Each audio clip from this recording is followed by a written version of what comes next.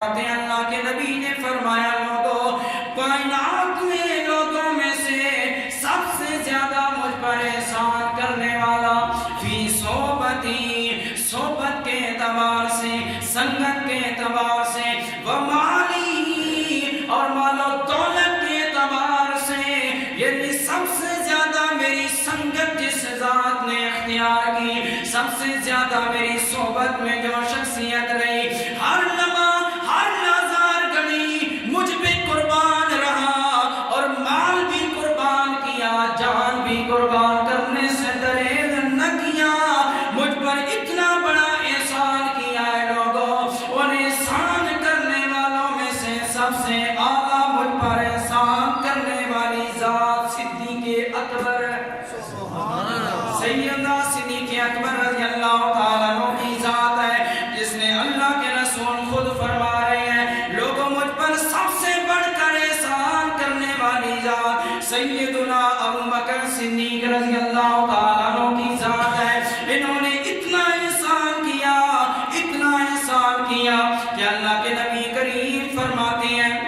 حضرت عبداللہ بن مسعود رضی اللہ تعالیٰ عنہ سے مروی ہے آپ بھی حضور سے روایت کرتے ہیں فرماتے ہیں قال لو كنت متخذا خليلا لاتخذت ابا بکر خلیلا اللہ کے نبی نے فرمایا حضرت عبداللہ بن مسعود کہتے ہیں لوگوں انسانوں میں سے سب سے زیادہ احسان کرنے والی ذات صدیق اکبر ہے اس کے بدلے میں میرے لجپال نبی نے فرمایا لوگوں اگر دنیا میں اللہ کے سوا کسی کو اپنا خلیل بناتا تو لوگوں سن لو وہ میرا خلیل اللہ کے سوا اگر کوئی ہوتا تو وہ ابو بکر ہوتا اللہ کے سوا میرا کوئی خلیل نہیں ہے حضور نے فرمایا اللہ کے نبی نے فرمایا میرا یار میرا دوست میرا خلیل اللہ ہے اگر اللہ کے سوا اس دنیا میں مجھے آرڈر ہوتا اجازت ہوتی خلیل بنانے کی تو میں اپنا خلیل ابو بکر صدیق کو بناتا حضرت ابو بکر صدیق رضی اللہ تعالیٰ عنہ کو حضور نے اپنا خلیل کہا اب خلیل کا معنی سنیں خلیل کس کو کہتے ہیں اگر خلیل کا مصدر ہو خلت سے نکلے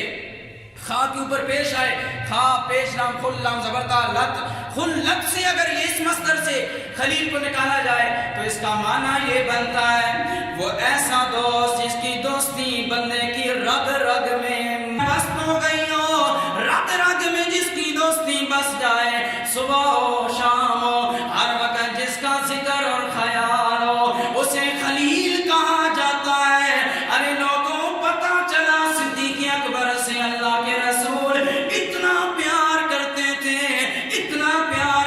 تھے فرماتے ہیں لوگوں اللہ کی محبت میری رگ رگ میں بسی ہوئی ہے اگر اللہ کی محبت کے سوا میرے وجود میں کسی اور کی محبت بسانے کی مجھے اجازت ہوتی تو میں مصطفیٰ ابو بکر کی محبت بسا لیتا سبحان اللہ اور کرو کتنا بلند مقام حضرت ابو بکر صدیق رضی اللہ تعالیٰ عنہ کا کہ حضور فرما رہے ہیں اگر اللہ کی محبت کے بغیر اللہ کی محبت کے علاوہ کسی کی محبت مجھے اپنے سینے میں پیدا کرنے کی اجازت ہوتی تو میں اپنی رگ رگ میں ابو بکر کو بسا لیتا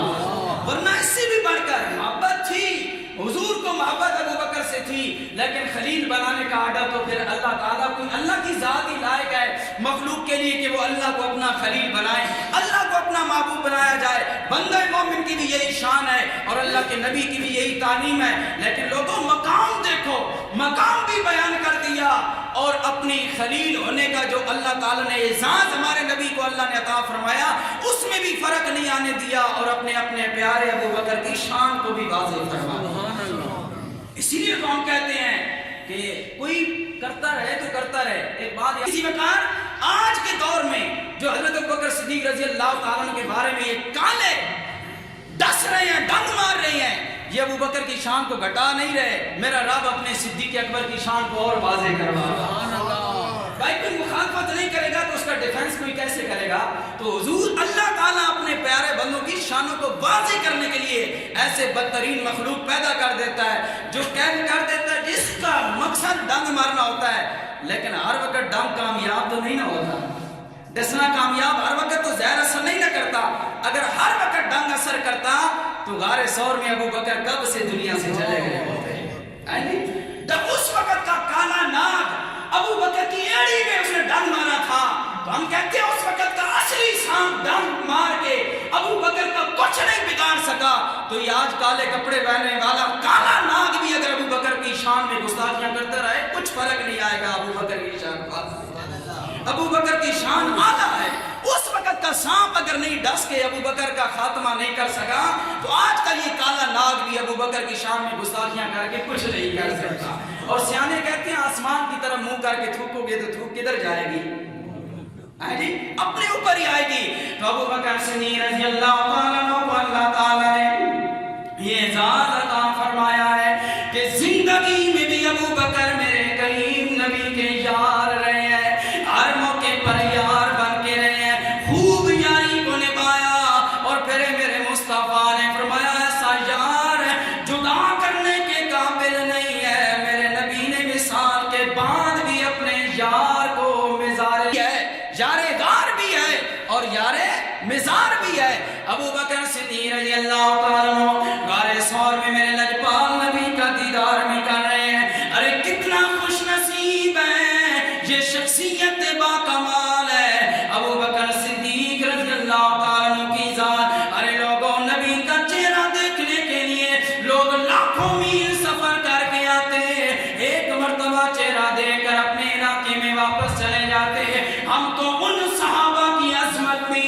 بیان نہیں کر سکتے، ان کے مقام کو بھی نہیں جان سکتے جنہوں نے ایک مرتبہ نبی کا چہرہ دیکھا۔ ارے وہ ابو بکر کے شان کا مالک ہوگا جو ایک بار نہیں، ارے سامنے کھڑا کر کے نہیں، گود میں سر رکھ کے چہرہ بدخا دیکھا۔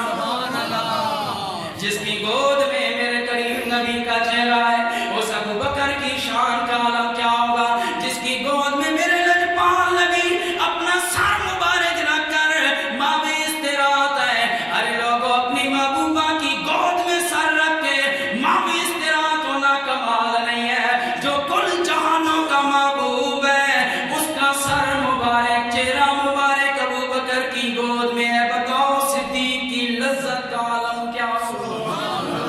صدیق کی لذت دیدار کا عالم کیا ہوگا۔ میں تو اتنا ہی کہنا چاہتا ہوں، زیادہ بحث ان مخالفین سانپوں اور ڈنگ مارنے والوں کے خلاف نہیں کرنا چاہتا۔ پہلے تو اپنی مجلسوں میں صرف ابو بکر کی گستاخیاں چاولوں کی دیگیں پکا کر لوگوں کو کھلا کر کیا کرتے تھے، اب میڈیا پر بھی آ کر بکواس کر رہے ہیں، یہ اپنا نقصان کر رہے ہیں۔ ارے لوگوں ابو بکر کا کچھ نہیں بگڑے گا کیونکہ ابو بکر کو تو شان والا میرے مصطفیٰ نے بنایا۔